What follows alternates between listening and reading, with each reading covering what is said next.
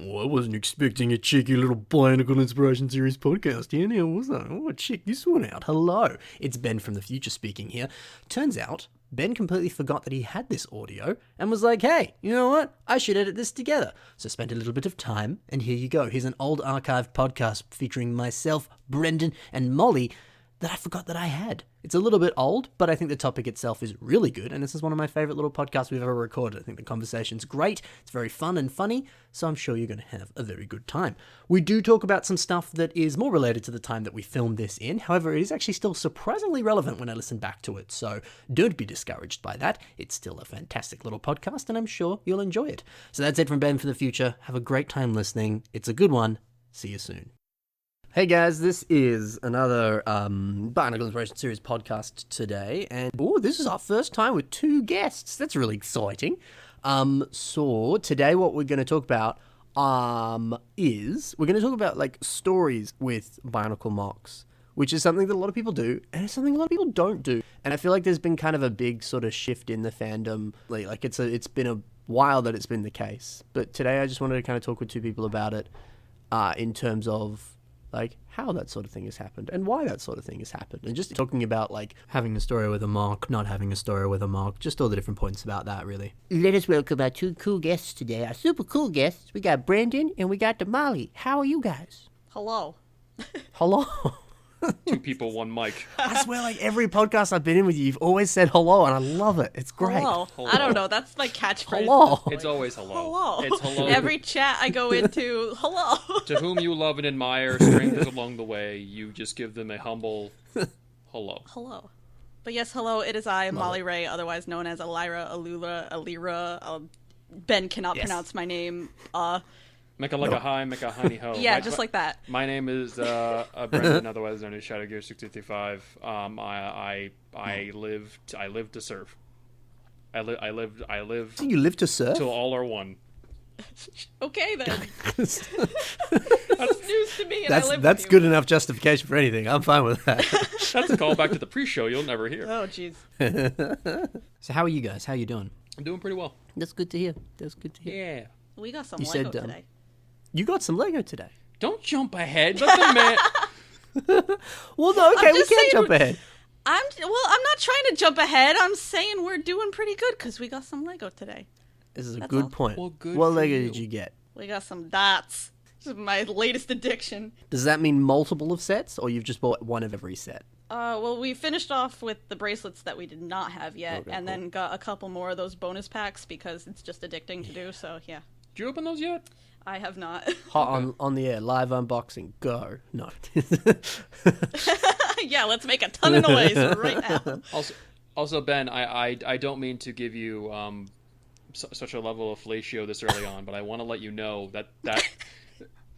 that Dots video you put out, I think, has been one of like the funniest videos you've ever put out. Oh, thank you, sir. I appreciate that. It was a very nicely put. Let's do something with the cardboard. I had someone on a Tips and Bricks post be like, because they were talking about rubber bands, and they were like, you should do like how to use the like holders for the cardboard for the rubber band. And then like Alex like sent me a message, and he's like, Ben, do you wanna do a post how to talk about cardboard for? I was like, yes, I'll do it. So there might be some more uses of cardboard. It's gonna be good. But yeah, thank you. I appreciate that you liked it. Thank you so much. I'm gonna review the big monkey kid mech and the like bull mech next. So I'm keen. Oh damn! Yeah.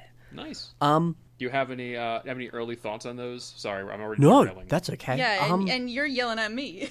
I sent you, Brendan. I'm sure you saw it on Instagram. Like MOCo made this new MOC. Yeah, dude. Yeah. Oh, it's amazing. But yeah, no, I know that golden MOC had a bunch of that. Well, those golden pieces on it, and I know that. Well, yeah, a lot of it came from that Monkey King mech set, whatever it's called, and that's exciting. So I remember when all those Monkey Kid sets got announced, I was like, guys, it's Exoforce 2, but with monkeys. So you know, that's a win. But no, I think it's some of the coolest looking like robot mech sets that we've got in a while. It's really nice. Yeah. Speaking of sets. We'll go into Lego and Life Adventure. What have we been up to specifically this week? Like, we know we've been doing good. We know we've been buying dots. But Any other cool Lego-related adventures or non-Lego-related adventures that you want to have a cheeky chat about before we I have a start question the for you. Oh yeah, I like questions. I've been asking this to people. Damn it! I've been asking this question to people at work. What is the first movie you ever saw in a theater? Ooh, lordy lord. That I can remember. Ooh, okay. I mean, I know that like Phantom Menace came out in '99, and I was born in '96, and I don't remember seeing it in the movies because I remember saying to my parents, I was like, "What was the first like? When did I first like? What order did I see Star Wars? Like, how did that work? I don't remember. I was too young." And apparently, I'd watched at home like the original trilogy, and then went to the cinema in '99 to watch Phantom Menace. But I don't remember physically being in the cinema. I obviously remember watching the movie, but I know the first movie I remember watching in the cinema. Wow. God, what a good My question. answer is Hercules, like Disney's Hercules. Ooh, sick. Ooh. What's yours, Molly, while I continue to think? I do not remember whatsoever. Yeah, I get a lot of that. Yeah. A lot of people do not remember what the first movie they saw Yeah. was. Wow. I'm really tempted to ask my parents now because I have no idea, yeah. I feel like I might just do the cop-out answer and say Phantom Menace because 99 is still pretty early. Well, I'm glad Qui-Gon was there for you. Yeah, me For your too. first time. Wow. Yeah, man, I can't help you here. I don't know. It probably would have been like a Disney movie or something, I imagine. Oh, no, I don't think it was Phantom Menace. I think it was, my brother went and saw The Grinch with me mum, and then I saw Thomas the Tank Engine movie with Dad. And I don't remember the name of the Thomas the Tank Engine movie, but it had a train, had a big like claw arm thing. That's all I can say. I don't remember much else about it, but I remember enjoying the movie and being scared of the bad guy train. There you go. So now you need a Patreon exclusive podcast where you record commentary of you watching that movie, and the dedicated fans will pull up the movie. That's right. And play the audio track. I thought doing that with the and Bionicle get the full movies, but Oh my god. yeah. Oh, that would be awesome. Like, actually do that. That would be fun. Where do you get the Bionicle movies these days? Where do the kids go? You know, because I used to have the DVDs and I don't know where they went. So I don't know. Probably on a legal website. I don't know if it's streaming on like an Amazon Prime or a Hulu. I don't even know who owns the rights to the movies. yeah. Can you imagine though if Netflix is like, guys, hot announcement coming tomorrow, and we're like, what is it? It's like, we're streaming the Bionicle movies. Web of Shadows. Yeah. Well, wait, hold on. If it's Lego owned and all the Lego stuff is out from Warner Brothers, so I guess Warner Brothers may own it. So I guess Bugs Bunny has it somewhere in a water tower. I don't know. Yeah, maybe. I know. Like Dude, sometimes I've seen on YouTube like suggested videos coming up for the Bionicle movies, and it's like, here's an hour-long video of it, and I'm like, so someone just upload? Like, is that it? My lord, is that legal? You know? But I think last time me and Molly tried to watch The Mask of Light together years ago, I think it was on YouTube. We just found a video and just watched the whole thing Yeah, there. somebody just uploaded the whole thing. I think they mirrored it though, so everything was backwards. oh, Takua was backwards. I just had a look now on YouTube for them. There's some guy named Bionicle Animations Archive, and he's just like, all the movies are there. You can buy or rent for Legend Reborn on YouTube though. Oh wow. How much? All right, here we go. It is. This is Australian dollar dues, unfortunately, which I think is like 24 hours. It's, if you want high definition, it's $5. If you don't want high definition, it's $4. If you want to buy it, it's $10. Yeah. Woof. Wow. Nice. I remember buying that on DVD the day it came out after watching it leaked from Russia weeks before. Leaked from Russia. Was Madanui like Russian? Wasn't that the deal? No, it was the American. Molly, you were around during this time. You would remember. I don't remember where it was leaked from, but I remember it was leaked nice. early. Yeah, and now everybody got on that, and the whole community pretty much watched it that night. Yeah, I remember when Lego streamed the Lego movie on, I think it was their YouTube channel for a bit, on YouTube for free for a bit, and then there was a bunch of people That was doing cool. like watch parties of Yeah. that. Hashtag bring back Bionicle, well, bring back Bionicle movies, or just bring back Bionicle. But I guess we tried that on Lego Ideas and it didn't work. So Well, they tried, but the idea is set, and now it's like, well, guess you guys want Seinfeld. I'm not complaining. that's right, yeah. Look, I mean, I think the piano's cool. Probably gonna get crucified for saying that. I would have preferred Bionicle, but I find the piano. Is there that much hate for the piano? I think people like it, but they're just salty Bionicle didn't get in, I guess. I don't know, it's hard to say. Everybody. Well, people were upset about the typewriter, I know that. Although I think that might be cool as a set. Look, That'd be man, cool. I don't know. I I want agree. I think both of them are cool in their own right. But yeah, I think a lot of people are just upset because there was a very close call where Bionicle could have made just a small comeback, and Yeah. I mean, I understand the disappointment. Yeah. It's also like a lot of people have like, I know there's kind of been a shift with like people liking or not liking licensed themes. I don't want to like presume what people are thinking or saying, but like from what I've read online, people are kind of like, yeah, I prefer Lego making their own independent IPs and not being like just exclusively like, we're making, Star Wars, blah, which I can understand that, but I also like licensed themes as well as normal ones, so, Really? Mr. Star Wars man. yeah. I had no idea. Yeah. So what else have you guys got up to, Lego related or not? So you've dots, that's good. Bought some dots. Molly posted a MOC that got pretty heavily talked about and featured. You made a Nice. Shark Man. I did make a Shark Man. That's in today's BIS episode. Today at the time of this recording. It is. Yeah. What serendipity. Yay! Molly was so happy My and day Brendan has was so been cynical. made. Yay! Yeah. No, it's a good episode. It's about stands. And I sing at the Man, start of the MOC episode. looks like butt, but the stand looks great. No. That's awesome, though. That's cool. Molly's mock did look pretty cool. Yeah. I'm just gonna crawl into the table in No, it's embarrassment. good. That's good. Well, too bad. I still like it. You're getting love. Accept it.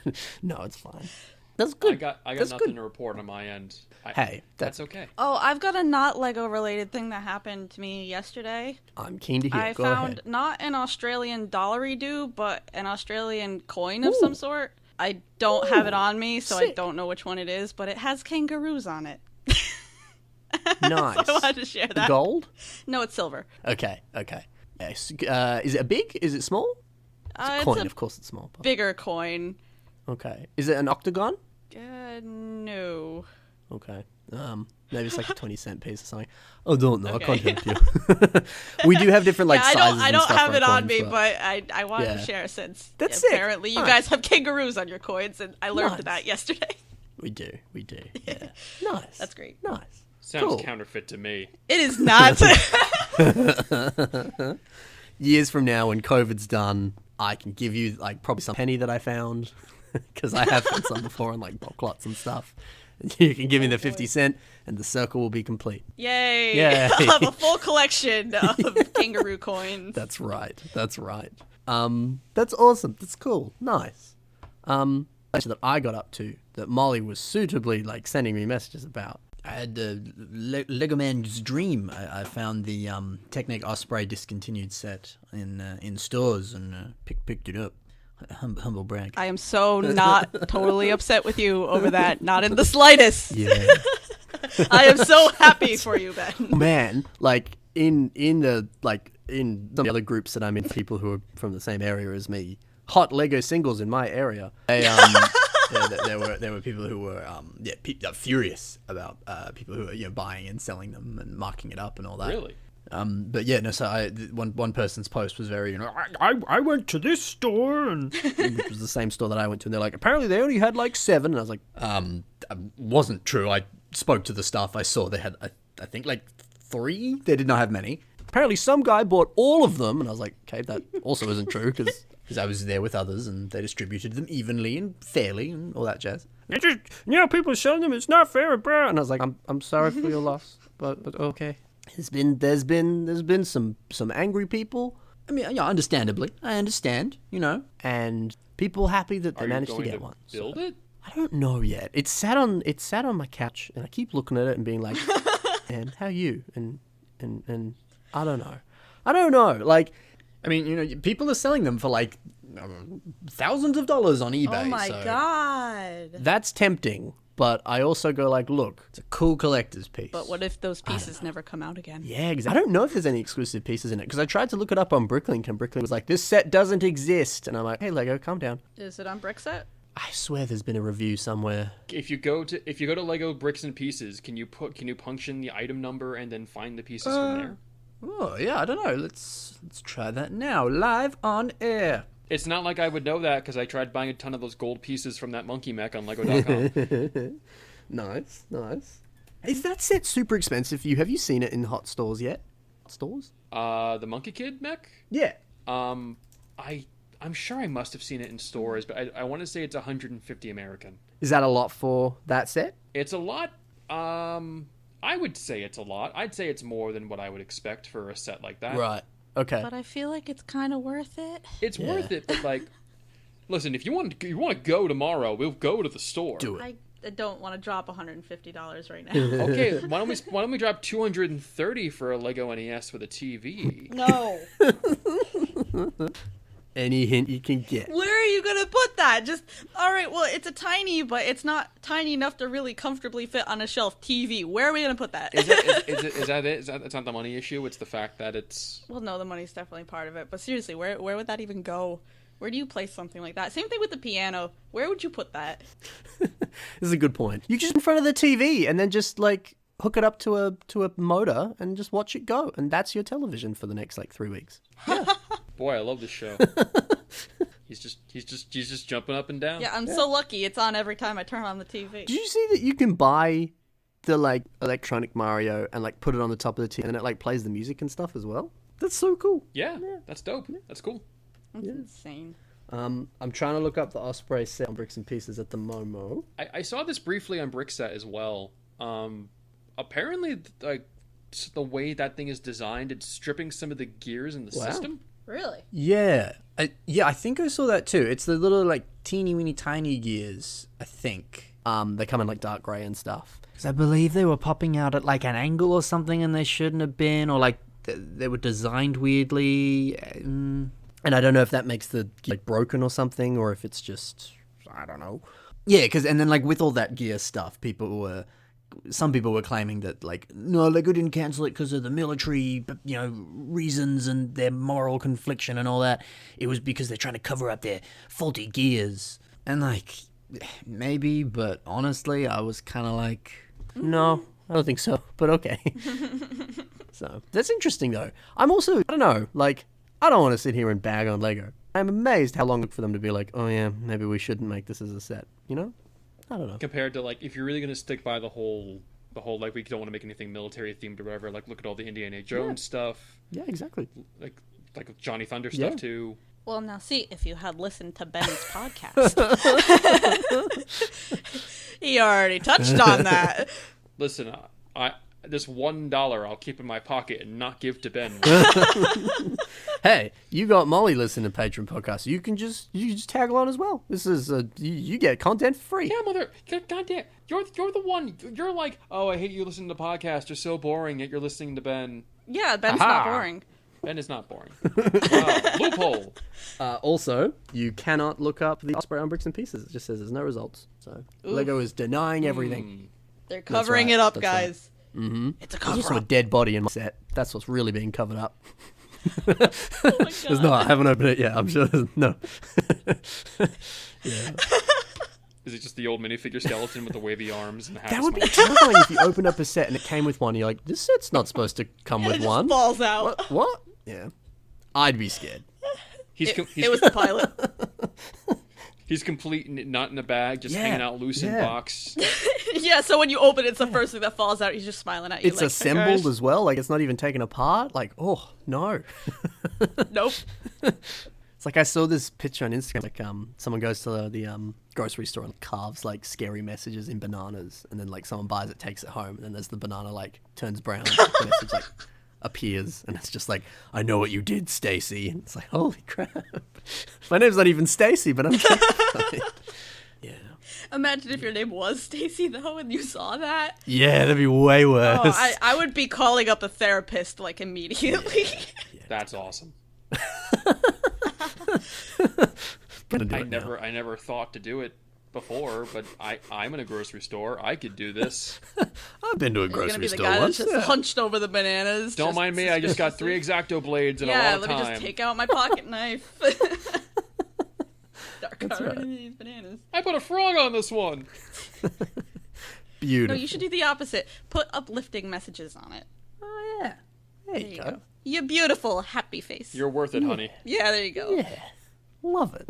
Well then, any other Lego Life adventures you want to have a cheeky chat about? Or do we want to jump into the main topic? I have a question for you, just because I'm staring at this right now. Again. How do you clean your... I'm sorry, we're like, what, a half hour? No, It's we're like good. 20 minutes in. We haven't even gotten to the topic yet. No, absolutely not. Ben knows what he signs up for when I'm on this thing. How do you clean your Lego? Oh, funny you mentioned that. You didn't plan this at all, but I made it sound like you did. I've recently re-cleaned my whole garage, which is a massive task.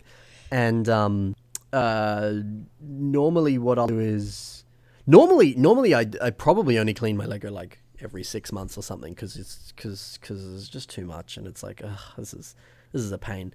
But what I'll do is I'll get like a toothbrush or something that I haven't used, and just go to town on the studs and all the other stuff, and just make sure it's all clean, or wipe it down with a cloth or something, and that's just how I get all the dust and stuff off. But every so often I'll just and just make sure the dust is not there, or rub it off or something. I'm saying way too many jokes that could be taken another way. Not jokes, words. No, keep going. I need this raw audio for my soundboard. Does that answer your question, or did you want me to get more specific? But what if let's say you get some Lego secondhand and it's suspiciously sticky? Yes. How do you clean that? You make it stickier. I've also been sorting a bunch of bulk and like selling it at the moment because so much. And I have also come across some very disgusting things. There was a dead bee in my bulk lot, and it's from America. Ew. Customs didn't notice this, did they? That dead American bee. Because the bulk lot was from America as well. Well, I tend to not clean it too much. No, I mean, like, if I clean it, I'll like run it under a tap or something and hope that fixes it. But like, super sticky, I don't know, I'll put it in, like, as I clean the dishes or something, I'll like clean it as well. But what some people do is they'll get like a kind of sturdy but like loose plastic bag and put it in the washing machine, and then like let it go, and then take it out, and it to the most part cleans them. Or you make the mistake that some people do. It's like, I'll just pour pieces directly into the washing machine, and then they're like, oh, how do I get them out? That was dumb. I have never heard of that. Don't do them. But does that answer your question, good sir? What? More than plenty. Why would you put it? You should have seen the look with the faces we both made staring at each other. We both literally just looked at each other when you said washing machine, like, what? What? What, is the word washing machine getting you? Or people don't get into the washing machine? No. That would not. I was gonna say, like, you leave it in water, you put it in peroxide, like you pray to whatever God you believe in, whatever helps. But a washing machine, you know what? All jokes aside, I could see it. Yeah. I mean, I've never done it, but I've said this before as knowledge. I'm on a lot of Lego Facebook groups. I've seen like 50 threads of people like, how do you clean your Lego? Show stuff, and I've seen so many images of like me putting it in the washing machine. So like, yeah, people do it, man. Imagine somebody bringing a whole bin of Lego into the laundromat. The suspicious looks. Dumping it into the washing machine. Oh, don't worry, son. We got a special washer for you. That's right. Yeah, but that's the thing, I guess. Speaking of cleaning house, why don't we tell a story about us cleaning house? Nice. What's the story, Ben? What's the story? Nice. Can you tell me a story? Oh, look at this trip. He's amazing. No, it's not. I liked it. But yeah, as I said up top, what we wanted to talk about was stories with MOCs. And we feel that there has been a bit of, I say cultural shift. I don't know if that's technically the right word, but there's been a bit of a shift in certainly what people do in the olden days, where pretty much every MOC would have some form of a story that was big or small. But today's MOCs don't really do that. If they do have a story, it's like a couple sentences or a few words to describe it or whatever. And so I wanted to just talk about like why that's the case and what's up with that. So, yeah, got some questions, and that'll kind of lead us into the bulk of our conversation today. It's not just going to be time for Molly and Brendan to answer Ben's questions. We'll let it free flow and all that jazz. But my first question is, do you guys write stories on your MOCs, or do you have really strong opinions on doing that? Just in general, what are your thoughts about making a MOC, writing a story for it? Discuss. I'm in the backseat on this one. You're the backseat. I'm in the backseat. All right. I do generally write stories. I don't really like build a mock and then come up with a story, though. It's usually the other way around. Like, I'll write a story with characters, and then I'll think, all right, how can I translate this character into Lego, and then I'll build something based on that.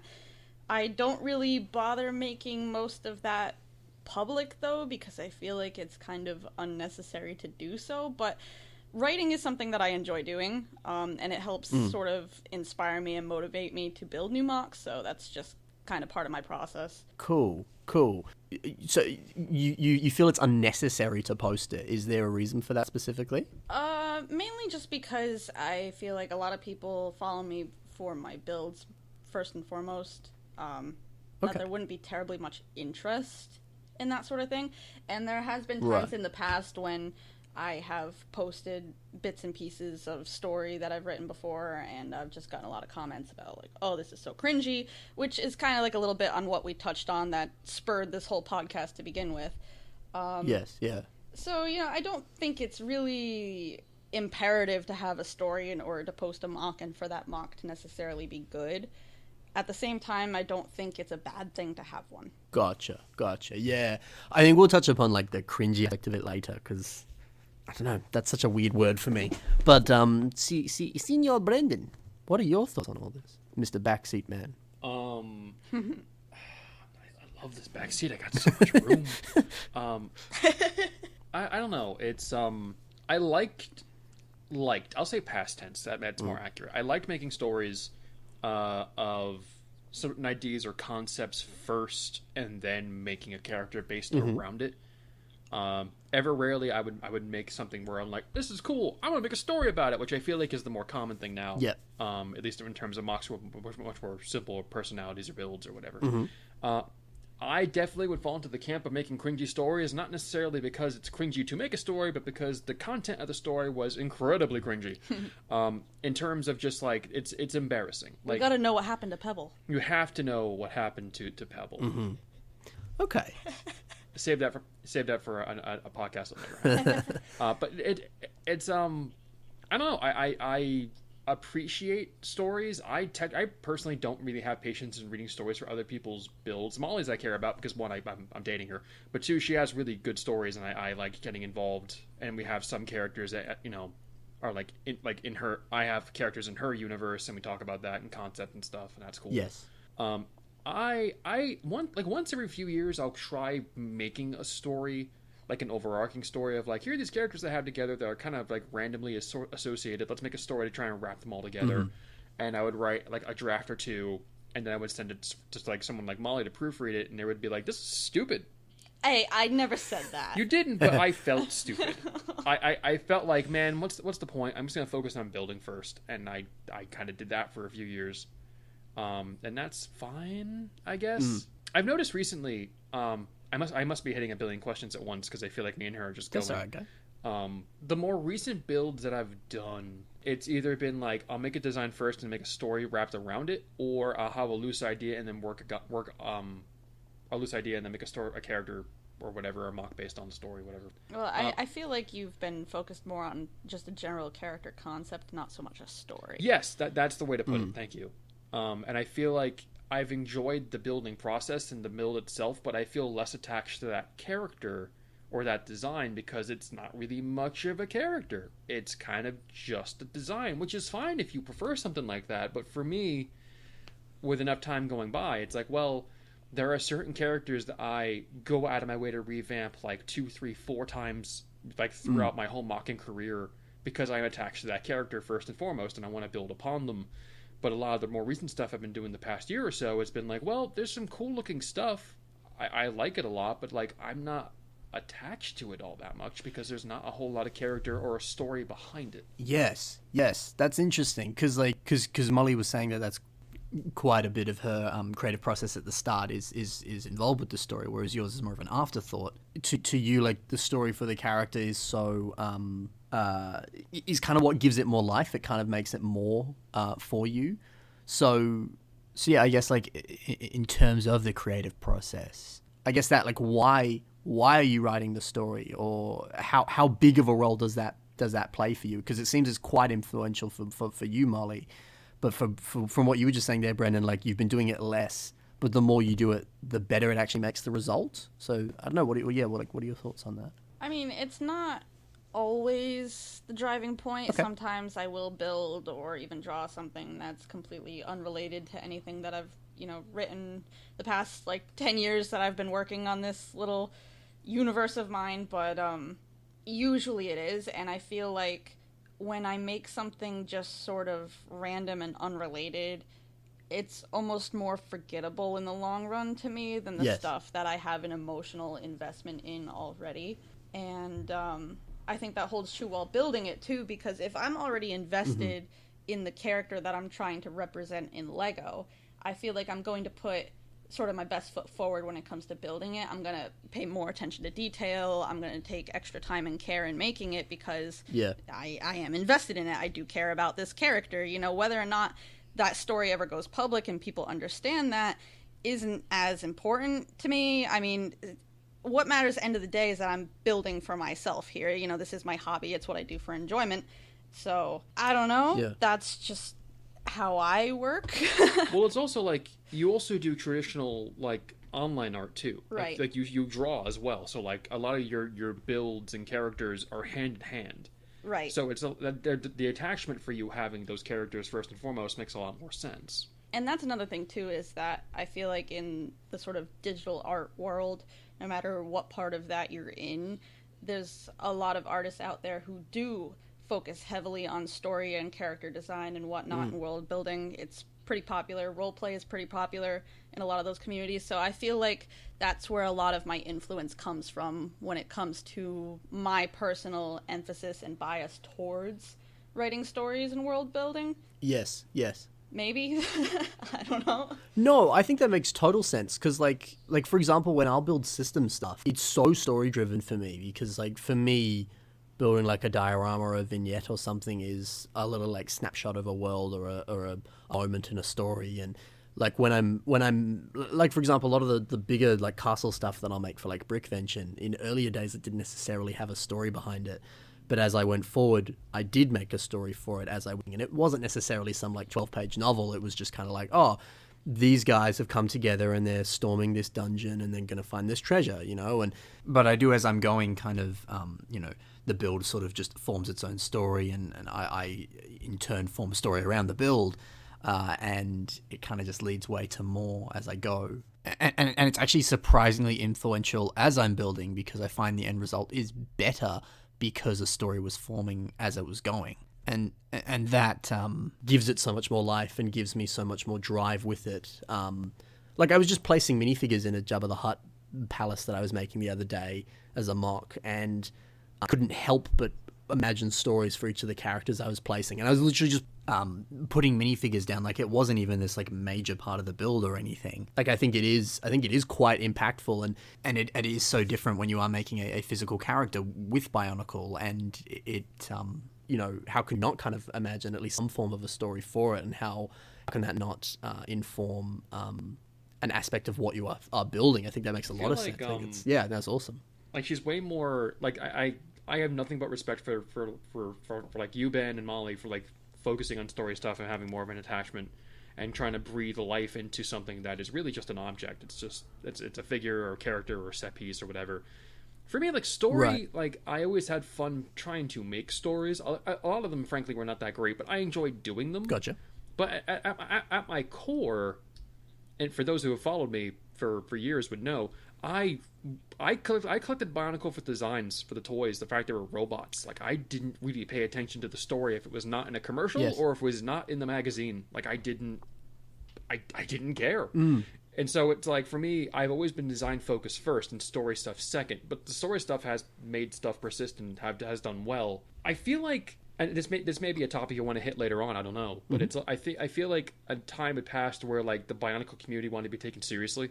Right. And so it's a byproduct of that is you can't really focus on stories because either it's the quality of the stories, the fact it has a story to begin with, or the fact that it's hey, you want to know why this character looks like this? Well, you need to read the story to find out. Right. You need to know what happens to this dude. You he's got a knife because of this reason, instead of And I feel like it went from a shift at some point from having long stories about characters, like look like for those who did YouTube, Bionicle YouTube, or been BioTube for years, like look at like the Hydros Chronicles. Look at what was Kyler's thing? What was his thing? Brutal Mission? Yeah. Yeah, like they were like basic builds and designs, but they had an overarching story of like all those characters that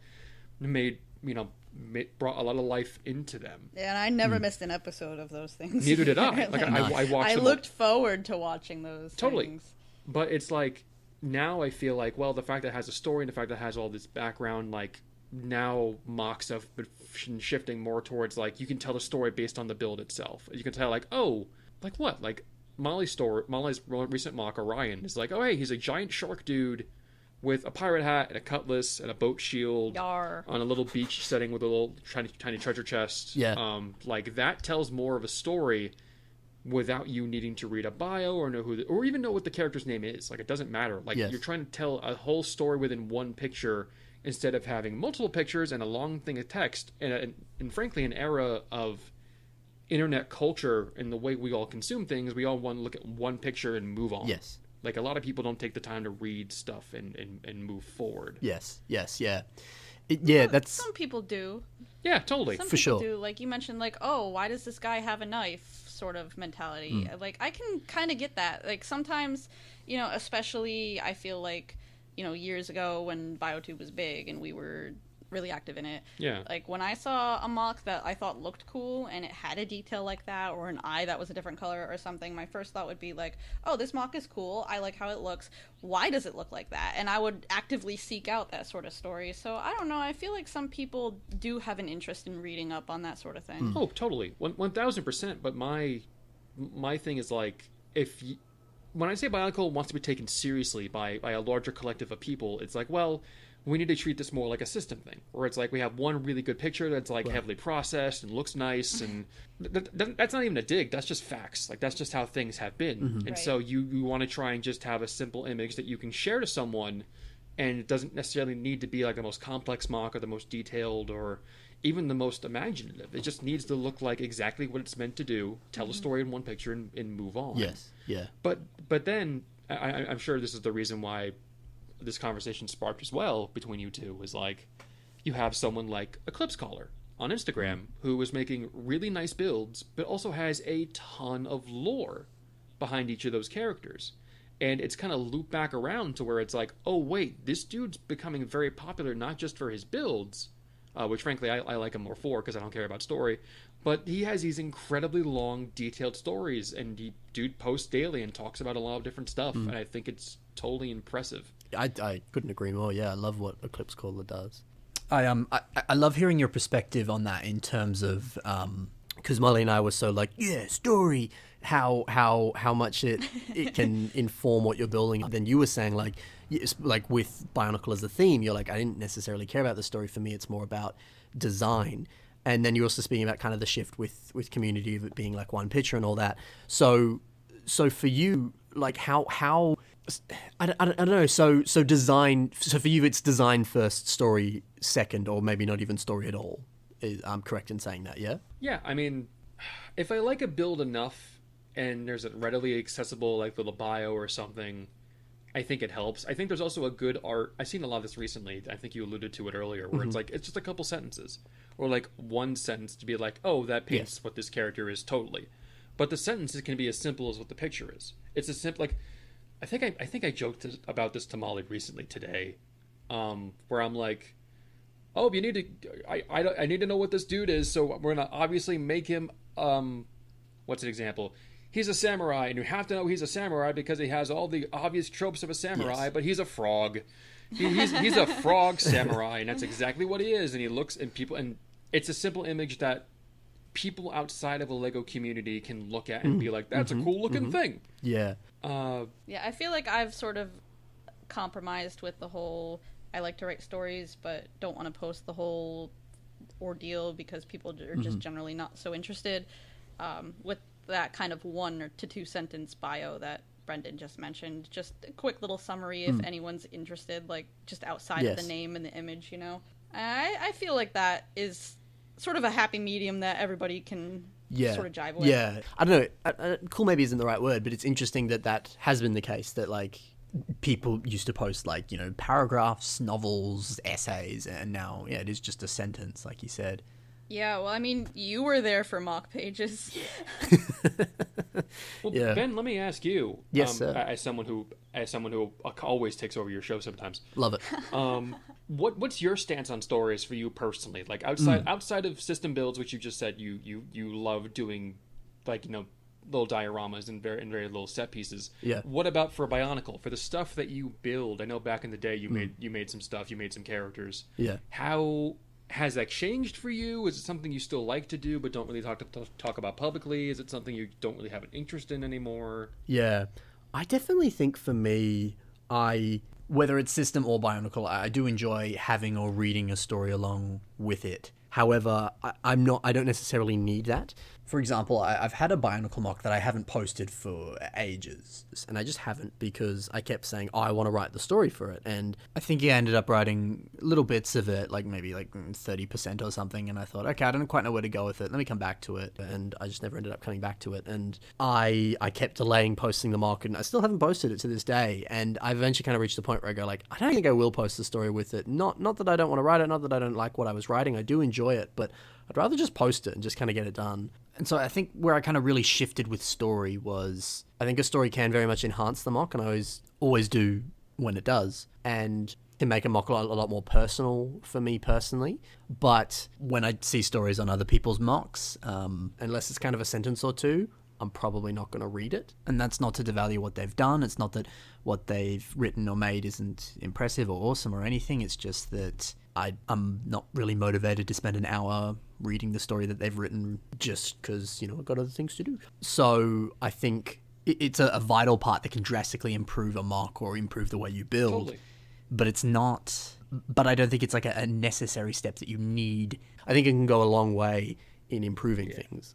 I mean, sure. I also don't think I answered your question earlier about design stuff. Like, especially when I see simpler mocks, whether it has a story or not. Especially, let's say a simpler mock from someone like let's say Joxin or Red or like any of the popular or like JFL. Like you see really good builds like that. I see the design first. Yes. And I'm like, okay, well, I see how you made this. This is cool. And there could be like a one-sentence story or even a novel behind it. But I'm like, I don't care. Like, I'm here to see what the build is because that's where my interest lies first and foremost. Yes. I definitely back in the day had the whole thing that Molly described of like, oh, that character has a really interesting design. What's their deal? What's their bio? Oh, it's on their DeviantArt. Okay, click on their DeviantArt or go on some other website to see the bio. Yeah. And I'm like, that's cool. But I feel like, and this is again a major observation of what the internet is now, there's so many things dividing our attention nowadays. Big time. Totally. Like ignoring like real life and like responsibilities as we all get older, like there's that, but also like there's a billion different social media and a billion different websites and a billion other people like you and me, like personalities, influencers trying to get your attention. Yeah. And it's just like, I don't have the time. Yeah. Like I'm just scrolling through this thing while I'm in the bathroom. Like I can't sit down and read this thing. Yeah. Right. And I mean that's totally fine, but at the same time I don't think that writing a story subtracts anything from the build. No. Yes. And I also don't think that, it should be considered a bad thing in any way if somebody chooses to write or publish a story. Like, if that's what they want to do for a creative outlet, I see nothing wrong with that. Like, more power to you. For sure. Yeah. Can I play devil's advocate real quick? And this is my own example. You do you, girl. I'm keen. When I first made the Necrospherians, yes, for those who don't remember, and I trust me, as time has gone on, I've walked this back a lot. You should be glad Mock Pages is gone, man. Seriously. I made a series of black and another primary color, like ghost-looking mechanical robot dudes that were all basically manifestations of people who had killed themselves in very weird, dumb, not informed, not no hit, just dumb. Just my favorite was the K-pop one. The K-pop one is or the nun, whatever. But there's a lot of dumb ones, and those designs and characters I still think about, and I want to do something with them again another day and simplify their story and not make it as, frankly, as cringy and as kind of insulting and like kind of like garish of like, hey, what you made? Okay, so that was also at a time when like it was weird to make stories that weren't related to the Bionicle universe. Yeah, that was a long That's time crazy to ago. think Right. about, right? Where like now Yes. it's like totally accepted. Like, hey, like make a story and just use Lego as the medium. Back in the day, it's like, no, if you made a Bionicle MOC, you have to explain why it's related to the Toa. Is this Yes. a Makuta? Is this who is this Toa Helrix? We'll never know.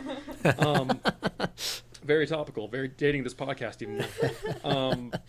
But no, I feel like that was a time in my life where I made stories that reflected how I was at the time. And that's just part of me growing up and me growing from the experience. But I made stories Yes. and MOCs based on that.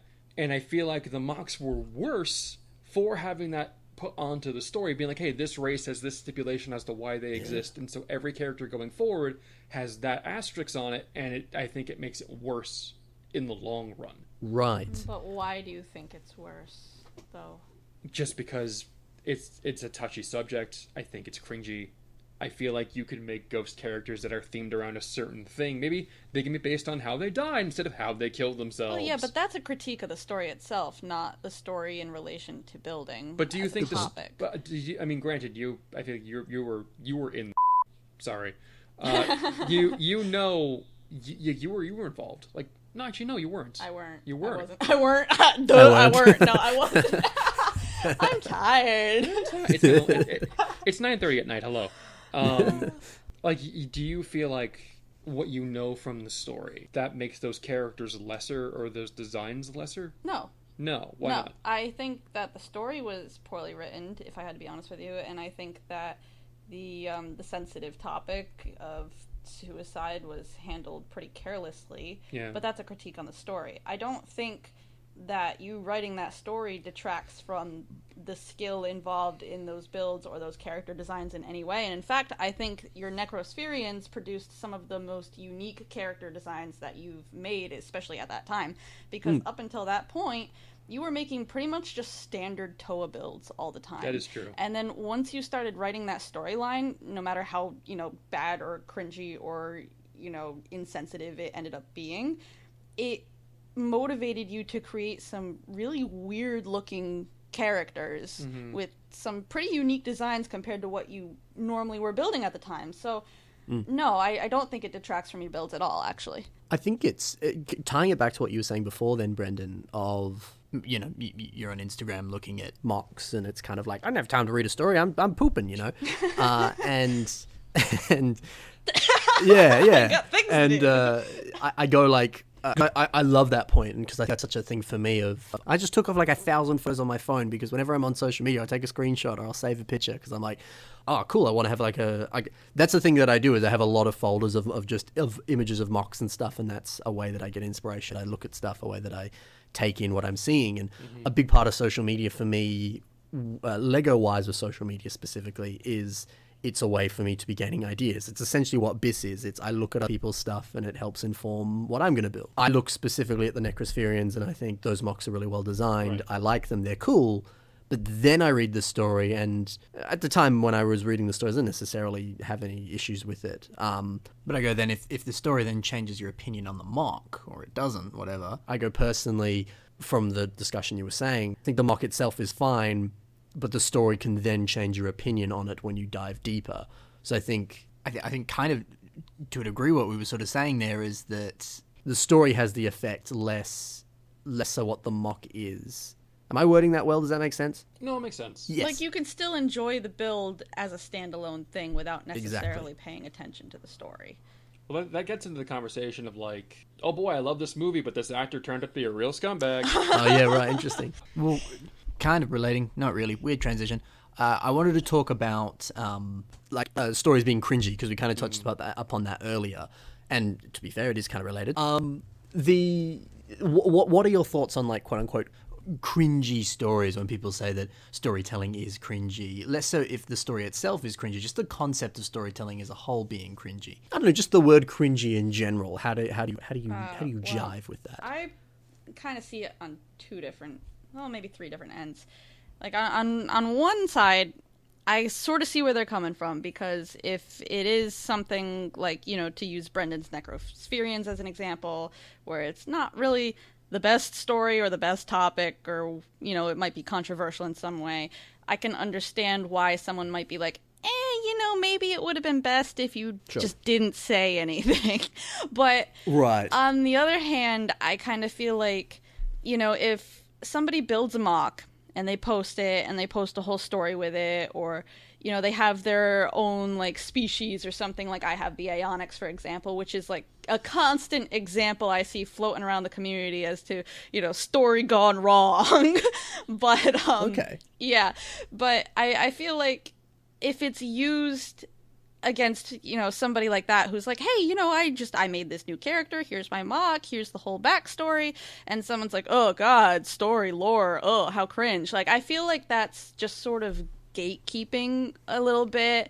Right. And I feel like especially for the younger crowd who might be, newer to the internet and newer to the community and just new to the whole process in general, I feel like that could be taken as like a really sort of disheartening feedback. Like, if you're just starting out and you're really proud of this thing that you built and you're proud of this story that you wrote behind it and you put all this time and effort into it, just for people to call it cringe, like, that's kind of like not really a great feeling, I'd imagine. And, you're entitled to your opinions, obviously. You don't have to like the story. You can think it's cringy if you think it's cringy. That's fine, but at the same time, I don't think we should be badgering people who choose to write stories. Right. Yeah. I love what you said about gatekeeping, because I don't know.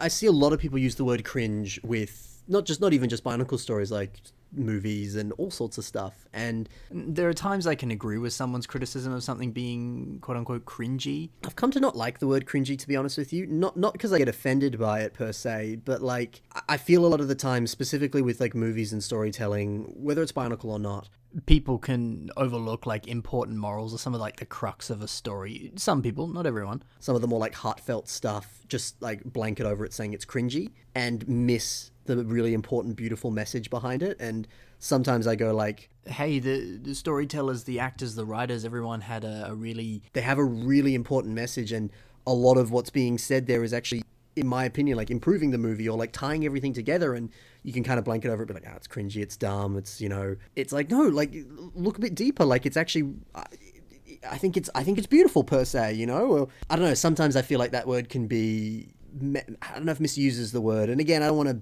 say that, this is always the case, or that people aren't justified in saying it, blah, blah, blah, because sometimes it can be valid. I can understand the idea of like gatekeeping with it. If it's like, oh, you write stories for your MOCs? Oh, that's cringy. It's like, well, is it? Let's see. Let's read the story. Is that actually the case? Only a Sith deals in absolutes. Like, is it always this surefire rule that Bionicle stories are cringy? It's probably not always the case. and I definitely agree. Of I'm not a fan of discouraging someone from making some form of art.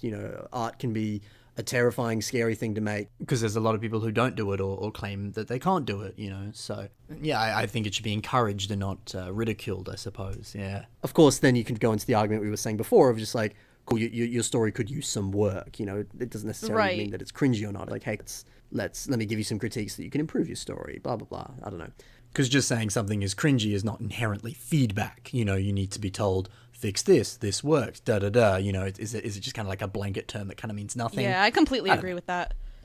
Question for Molly. Yeah. Do you feel like, because you follow a lot more circles than I do, period. So it's like, do you feel like people who don't necessarily like stories, if they see a MOC posted in like a Discord channel or see it online, and they see that it has a story, do you think they automatically think of it lesser for it having a story? Do you think it's like, well, the MOC could be better, but they're using the story as an excuse for why the MOC isn't as good as it should be? I have seen that.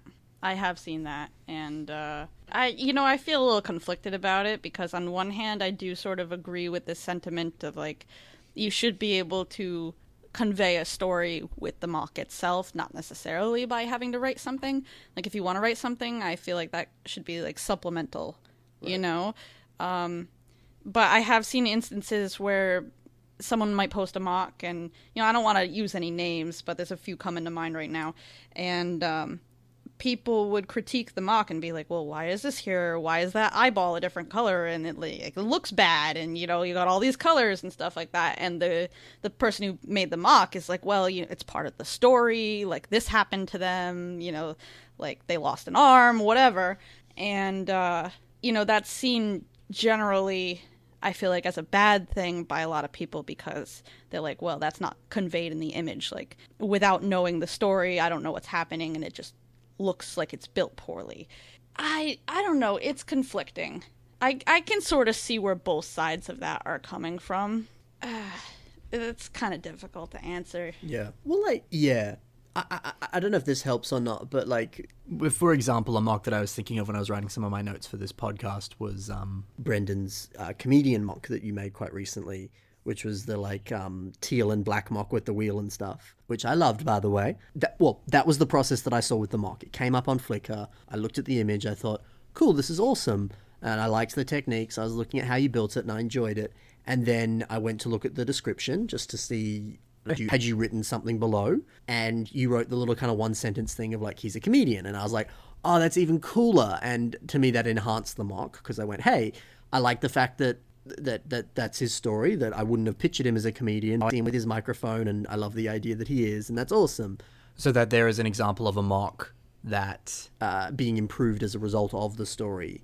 I think that, I don't know, like, it's not that you necessarily made decisions in your mock that are, oh, it's because of the story, but it was certainly an example of, like, it was certainly an example of the story being improved, the story improving the mock, I suppose. Well, that was a Yeah. that particular situation is like I had the mock finished for a week or so, and then I didn't post it because I had the pictures taken too, and I didn't post it because I couldn't think of a name. Yeah, we were both literally bouncing ideas off of each other trying to name this thing. I couldn't think if he had a job, what his deal was. He's just a robot. He's just a plain old robot. That's all he is. There's nothing. There's no quirks. There's no accessories. I didn't want to really do anything crazy with it. I just like the way this basic robot dude looks like. In my mind, I'm like, well, I originally designed him to be like a Star Wars medic droid. Cool. And then I made the wheel, and it's like, oh, cool, I got this cool wheel design. That's a little bit different. Awesome. And then I made that, and I'm like, all right, well, he's very expressive, so maybe something like a performer or something, maybe a comedian. Comedian's funny. And so I gave him a little, he already had the backpack, and so I just put a little, like a Mari cord or something there, and then gave him the microphone, and it's like, cool, there, he's done. He's a comedian. What's his name? I don't know. I'll post this dude into 2 different Discord channels trying to think of a name. And then one day I'm just like, I'm just going to name him Otto. Nice. And so I just named him Otto, and then I posted it. I'm like, oh, wait, cool, done. At that point, a story or even a name was the reason why I didn't post it. Because I couldn't think of what to do. Interesting. Like, I don't want to just, like... Yeah, it would be a little weird if you posted it and just titled it Robot. And didn't have a description at all. Yeah. But I still think that's cool of just... I don't know, and kind of going back to your argument before, Molly, of like... story informing a mock. I don't know, like, you can certainly see it in, like, in movies and other things. A character will do something, wear something, say something will happen in the plot, whatever, and it'll maybe be left a bit ambiguous for the audience to decide itself or whatever. Sometimes, depending on the writer or the experience of the writer or something, that can be, symbolic and really cool and deep and meaningful, or in reality it's like you just didn't think of a solution, like, yeah, it's meant to be that way, sometimes, of course, not always. I can see that kind of relating back to what you're saying of it's how you do it, because I don't think there's anything inherently wrong with there's a reason for this in the story, but I don't know, it's not that it's a fine line per se, but I think there is, but it's a line that you have to be careful to tread to a degree. Is it just an excuse? Not that that's inherently an issue. I don't know, it's a weird subject. I think it's very circumstantial being done, but like, I don't know, I think sometimes, yes, you can have something be like symbolic or it's done and for a specific reason or da-da-da, but it can still look bad. I don't know, it's... Totally. Again, I don't want to sit here and discourage anyone from making a choice. I think it's important to look at it from multiple perspectives, because it may make sense from a story point of view, but it may not make sense from a design point of view. It might have reason, but it might not actually communicate that when you're looking at it, I guess. Does that make sense? Right. Yeah, it makes total sense. Okay, cool. I kind of now, I reckon it'd be good to kind of less talking about the MOCs and more kind of the larger kind of cultural idea of it as a whole. So, with things like the social media changes, posting one image, all that stuff we've spoken about. How much do you think that has affected posting stories? For example, Flickr has like the 1,000 photo limit now, and Instagram kind of just is a platform where people just tend to post, the one picture and maybe like a couple other views of it, but like the general layout of the page doesn't necessarily always complement the story. How much do you think that the way that we engage with Lego through the internet and stuff has changed? How much do you think that affects stories these days? That's a reason we post stories less, perhaps. Yeah, I definitely think it's got something to do with it. I know, like, there's quite a few people who, like, going back to Eclipse Caller, who writes a ton of lore. People like Eclipse on Instagram who will sometimes post sort of scenes with their MOCs and a little blip of story, for the scene, like be it a fight scene or some sort of, a bunch of people sitting around a campfire or something like that. And then they can sort of put in the story in small chunks that way, as opposed to having like a whole page written out on like how MOC pages used to be, for example. I've definitely seen that, but I think it's most notable when you compare just Instagram generally and Flickr, and the whole like 1 to 2 pictures per MOC, not a lot of room to post things like that, or there's a character limit for writing in the description.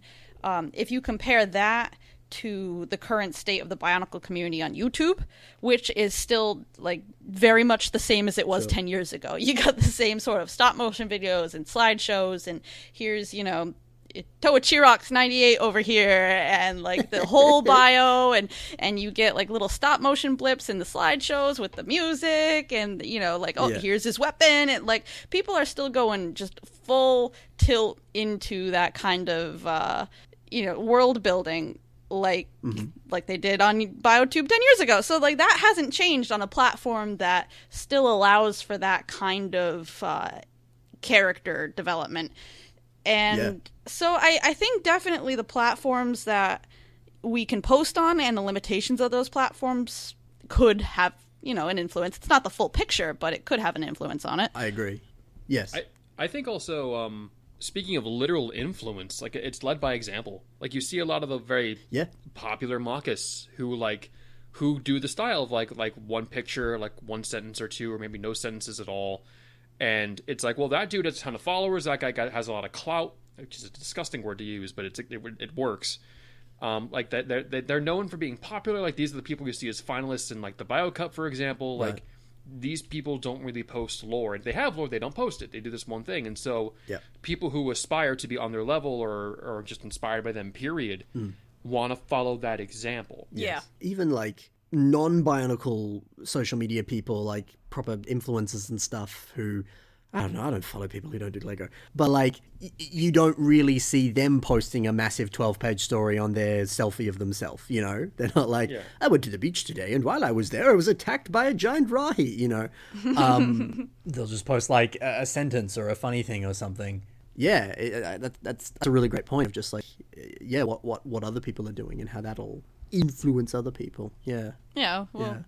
Like I mentioned earlier in the greater art circles out there, there's a lot of that kind of world building and role play, and whatever you're into there's a lot of character design in some of those circles, other fandoms and people making characters for those. And Toy House is a website that's incredibly popular right now, and that focuses heavily on that sort of story-driven world-building type stuff. So, I mean, it's definitely out there outside of the Bionicle community, but it does generally seem to be going down in popularity in some circles, for sure. Interesting. Okay. Like it's more niche. Like it's more so like you're dedicating to a more devoted audience, one that has more time, one that is more interested in story over build. Like right.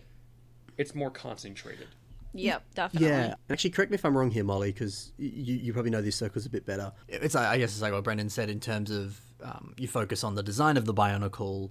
Since it's a thing you build, that's the main part of it. And so story can be kind of very second place in that regard. But I could see that at least in some other art circles, you could be like, oh, that uses cool like drawing techniques. But certainly depending on the circle you're in, story takes on a much bigger role.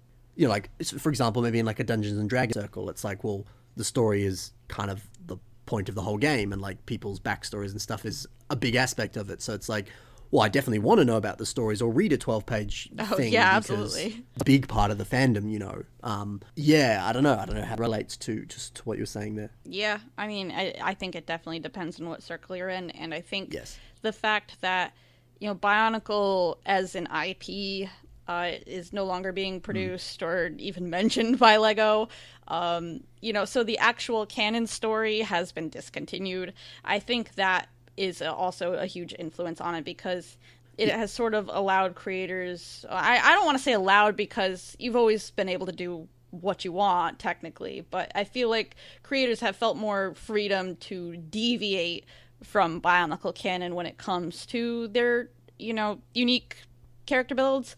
And so I feel like over the years we've seen a lot of things that are outside of the canon of Bionicle moving more towards reality in some cases, and you know, less emphasis on trying to fit into Bionicle lore as a whole, to the point now to where when I do see people posting lore about the actual G1, specifically Bionicle canon, a lot of times people commenting on those posts will have no idea what the author is even talking about. And I'll see, you know, like I know Megalodan Richards on Instagram recently posted a Toa, what was it, Tuyet? Mm-hmm. I don't know. I think it was Toa Tuyet.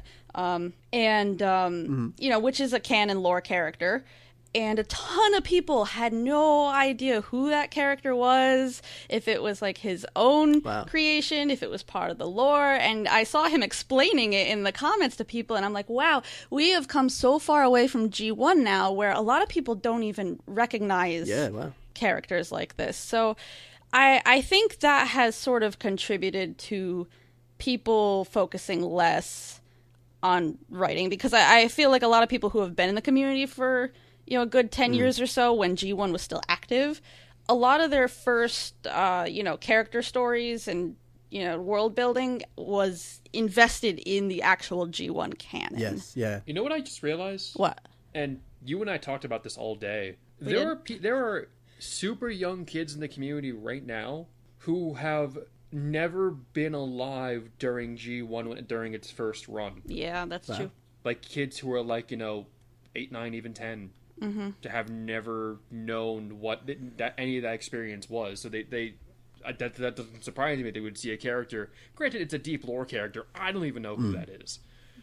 But if someone is like, I don't even know what G1 is, it's like, well, what even is Bionicle anymore? Is it a medium, or is it still trying to tell some kind of story, trying to tell some kind of legacy? Yeah, because I mean, like for example, like the Bionicle Inspiration series, like I'll do a Hero Factory episode, and people will, you know, jokingly say, well, it's not the Bionicle Inspiration series, then, is it? And I'm like, I don't know, I kind of just use Bionicle, and even like system builders and a bunch of other people use the word Bionicle as a blanket term for just, I mean, if you want to be technical about it, the term would be construction if you're referring to it. But like, people would just use Bionicle as a term to classify the whole thing. So I guess that's kind of what the word Bionicle has become. I guess it is far less story and world focused of designing something or the world or the characters or anything. It's probably just in a Bionicle, it's the thing, you know, if that makes sense. Yeah, no, definitely. I mean, it's called the Bionicle section at Brick Fair, not the construction section. So, yeah, exactly. It's definitely just a sort of blanket term I think people have adopted because Bionicle was the most successful construction theme. Yeah, I also feel like, though, as enough time goes by, and we've definitely talked about this before, where it's like, hey, this Bionicle table could sure turn into just a character table or a humanoid table. Or like, I'd be okay with that, though. Like, enough time will pass at some point to where it's like, we don't even know what Bionicle is. Like, it's just a dead theme. Well, that's like, kind of the point I was getting at with, you know, people not recognizing actual lore characters. And I'm not saying that like it's a bad thing, like, haha, you're dumb, you don't know this. Like, no, it's just we're so far removed from G1 at this point. Yeah. You know, that it's sort of evolving into its own identity now. Yeah. Because that was one of my, I mean, we've kind of discussed it to some degree. That was one of the things I wanted to discuss was how much does not having a Bionicle theme, a set Bionicle theme at the moment, affects people wanting to tell stories. Because that was certainly something we've been talking about of like back in the day when we did have construction theme, whether it was Hero Factory or Bionicle or whatever. You know, people would post, this is my Toa, this is his story, this is how it fits Bionicle's story. But now that we don't have that, we are certainly seeing less stories specifically fitting in with that world and just less stories in general. So I guess it could just be the case of like people don't have the inspiration or the drive or whatever to want to make a character that fits into that world, or a story that does, fit into a pre-existing world, because there's not really one there at the moment, which is certainly There's a interesting. quote that I've seen thrown around by multiple people online that has stuck with me. Cool. That kind of pertains to this, but it is that Bionicle belongs to the fans, and I like that. I like that a lot, because at this point it really kind of does belong to the fans, because the canon discontinued. We're probably never going to see it again at this point from Lego officially. We've come so far from G1 at this point. It really is the fans who are still mocking and still writing and still creating that are keeping it alive and defining what Bionicle is and what it becomes. So, well, hell, look at what TTV's doing with the contest, with the Helmix thing. Yeah, I mean, they're going back and, they're doing this whole canonization contest, and that's great and all. Yeah. Yeah. But... That's totally fan-oriented. Yeah. Yeah, exactly. So, I mean, I don't know. I really I think that's a nice, succinct way to put it. Just, Bionicle belongs to the fans now. We determine where this thing goes and what constitutes a Bionicle for us individually. Yeah. And I think that's pretty great, honestly, end of the day. Yeah, I definitely agree with that for sure. on that subject. Certainly something that would happen before with a lot of storytelling. Brendan even touched upon it towards the start of the podcast, that a lot of the times people will post really edgy stories and stuff. I briefly brought this up with you, Molly, when we were first discussing this. Do you think an element of not telling stories these days so much on MOCs is that people I've kind of grown out of being edgy, Do you think there's an element of kind of just growing up with it? Or not that everyone's stories are edgy, but there was certainly a lot that were. Yeah, absolutely. I definitely think that plays a role in it for some people. I feel like some people will just tilt into it and keep going with it. Some people, they might evolve their story and, change things up to make it a little less edgy. But there's definitely some people who are like, yep, that was a phase. I hit it. I went through it. It was not my proudest moment, but I'm done with that. I've sort of, found my place. So I think, no matter which way you go, it's fine. Whatever floats your boat, man. Well, it's a matter of growing up too, right? You're trying out everything you can to see what sticks and what doesn't stick. Yeah. Yeah. Yeah, it's just no different really from going through a phase in high school of just here's the emo phase. Totally, exactly. Yeah. Here's the preppy phase. Yeah. People, they try different things, and, what sticks does and what doesn't, and that's fine. Yeah, for sure. A couple more points that I've got here, and of course, if you have anything else you want to share, we can, and then that'll probably be it for the discussion on this. How much do you think not telling stories with MOCs is wanting to fit into a larger system community or have a place in the community when, Bionicle isn't a set theme anymore? I mean, not having a set construction theme, we see a lot more builders put more system into their MOCs now, because that's the new pieces you get to play with to kind of keep it fresh, And there are times at conventions that people... It's not that people look down on Bionicle, it's just that, because that's not always the case, but it's just that people can look at it like, I only build system stuff, I just don't even understand this. It's harder for me to kind of fully appreciate it because it's just something I'm not familiar with. How much do you think that it's possible that having... at least to fit in with the system crowd, or even just to, redefine what Bionicle is for this new generation,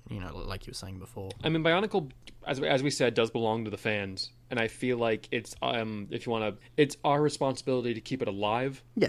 And I feel like we need to find a way to have it accepted in a greater Lego community who either they don't understand it or they don't like it, or they're more turned off by the people or even the kids who just build with this stuff and don't take it seriously or are immature or for whatever reason. I'm sure we've talked about before on multitude of other things.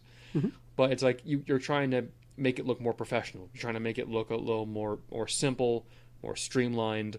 To CCBS was designed to work with system. It's smooth. It works very well. Yeah. And even the stuff that the Bionicle G2 added, it still complements stuff fairly well. Yeah. And so it's it comes to a point where you can barely tell sometimes something is made out of CCBS or if it's made out of system. Yeah. And so the builds complement trying to fit into that community. I feel like the people in the community are trying to be more adult, or a lot of us who grew up, people like Molly and I, we're in our mid-20s, Like, we're adults. Like, we're trying to be more mature. We're trying to be more, not polite per se, but more proper. Like not taking it too seriously either. It's like, hey, here's a fun thing that we do, but we're not going to try and like throw top hats on this dude and give him shotguns and give him 2 different colored eyes and have edgy, disturbed music in the background. Like, that shows that this is a generalization. This is not a dig on literally anyone, because I was this kid. It shows that, like, oh, you're in a phase, or like, hey, you're trying out this stuff, and like you haven't figured out what you want to do, or maybe this is your gimmick and people will label you as a certain thing. Like, I think that's the thing, right? Like, I think we're trying to, I say we as if I speak for all of Bionicle. I feel like the greater community is trying to button up, because I feel like a lot of System A-Fall communities are very buttoned up and there's definitely some cheeky stuff. There's definitely some comedy in there. Sure. But, like, there's nothing... If you look at Bionicle, you associate that with, like, kids and teenagers.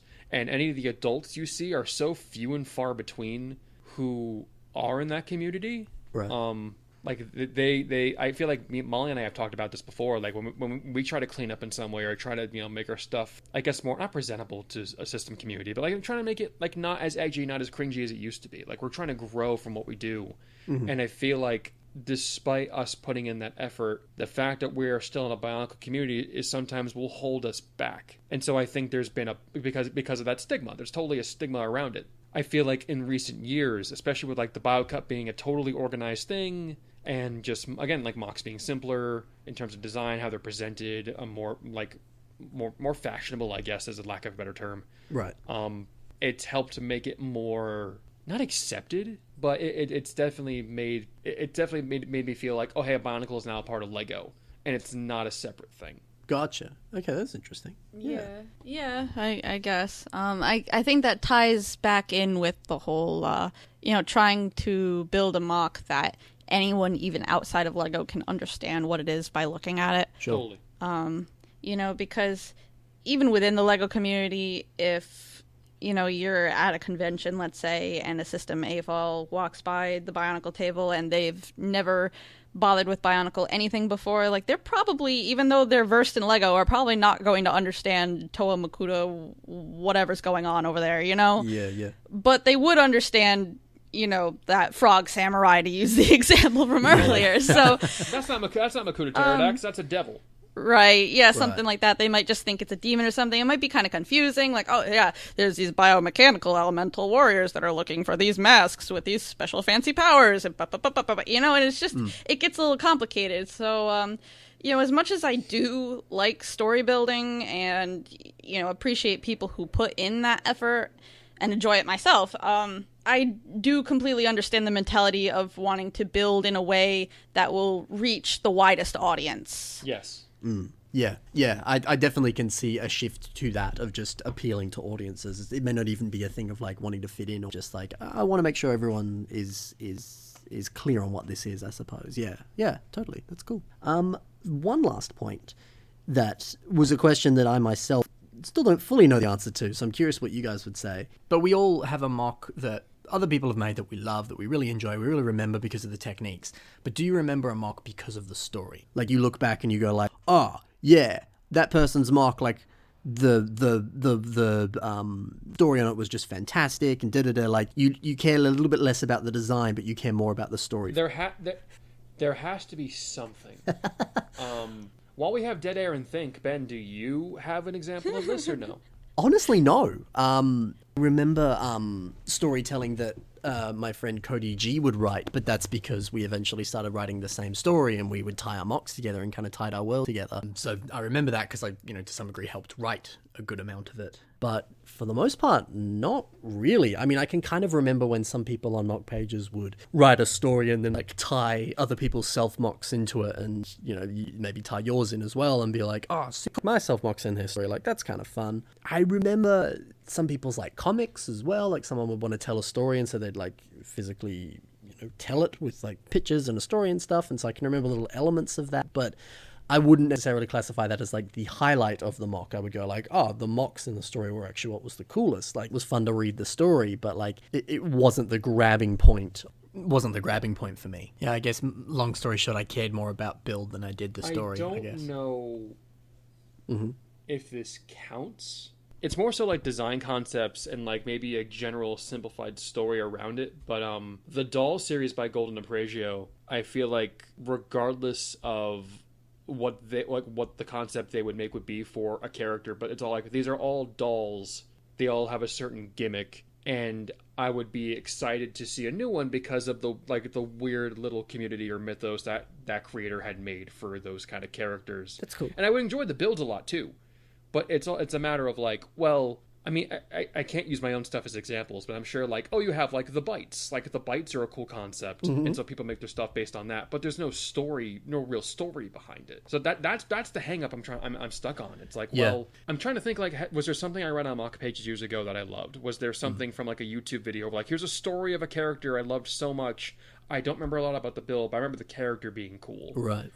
I'm struggling to come up with something as well. Molly, what's... If it's okay if you don't, because I thought that was the case. I thought that was a really interesting question because we've spoken so much about how awesome storytelling is, but it's like it's interesting to note that we don't necessarily always remember it. It can just be more of a sort of fleeting thing, I suppose. Yeah.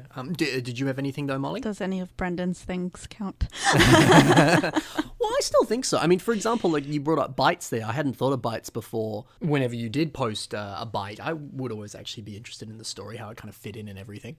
But I did care more about the MOC than I did the story. But both were cool. Well, I mean, I'm just thinking like way back, you know, when we were both super active in old BioTube days, and everybody had an ongoing stop motion series. You know, I was kind of thinking back then because that's, I think, was a time period when I saw the most story writing. Like Hydros Chronicles and so on. Yeah, with like Hydros Chronicles came to mind, you know, Brutal Mission came to mind, so on obviously came to mind. Like I feel like I remember a lot of Brendan's characters from that, but at the same time, like I don't know if that's cheating because, you know, I was avoiding talking about your... I guess this speaks that we both inspire each other. Right. But, like, the stuff you were making in, like, when you made, like, Alieraah, and, like, the concept behind Alieraah and all your characters with that, like, to this day, is an inspiration. Like, it's like, obviously, I love the characters and the builds because a lot of those characters have existed for as long as I've known you. But I feel like you inspired me to make stories, or at least attempt to make stories, and I felt good about it. And I made characters based on stories, dumb or otherwise, that made me feel good about making those builds and making those characters that if I didn't like the build or I didn't like the story, it didn't make me want to give up on them. Yeah. Right. So... Yeah, I think that's another thing, too. You know, Brendan aside, I think... the most memorable stories to me within the Bionicle community, at least, have been people that I've become friends with. Gotcha. Yeah. You know, I feel like there's some kind of emotional investment there in what they're writing about, if they're writing about anything at all, just because we're friends. So maybe that plays a greater role. I don't know. Yeah, I mean, I think that's a good answer to it, of just having a bit more, like we spoke about not always having the time to read a story, but like because you're better friends with the person, you might be more on board with it, which is, it's a bonding experience, I guess, which right. I think like needs me nicely into at least how I want to end this discussion. But if you guys have more points, I'm more than happy to hear them, of just like, and I think that is a great thing to note about storytelling, is that it is such a great way to bond with people, because like I said before, I've written a story with an old friend of mine as well, who was in the Bionicle community, and it was a great way of bonding. And additionally too, like we've said, it's a great way to just get a bit more inspiration. It's a great way to get more on board with the character that you're building. It can help improve your building and stuff. So like, I definitely want to stress, like we've kind of just objectively spoke about this in terms of our experiences and everything, but you know, I don't want to discourage anyone who does write stories, and I do want to make sure that at least I want to make sure to make clear whether your story's cringy or not, or whether, you know, you actually post it or not. Don't be discouraged to write a story, because it can be a great way to bond, a great way to grow, a great way to build, you know. So, or just a creative outlet in general, you know. Yes, if that's what you enjoy doing, then by all means do it. It's not hurting anyone. For sure. Yeah. Here's a question real quick. I'm sorry. Don't you dare be sorry, sir.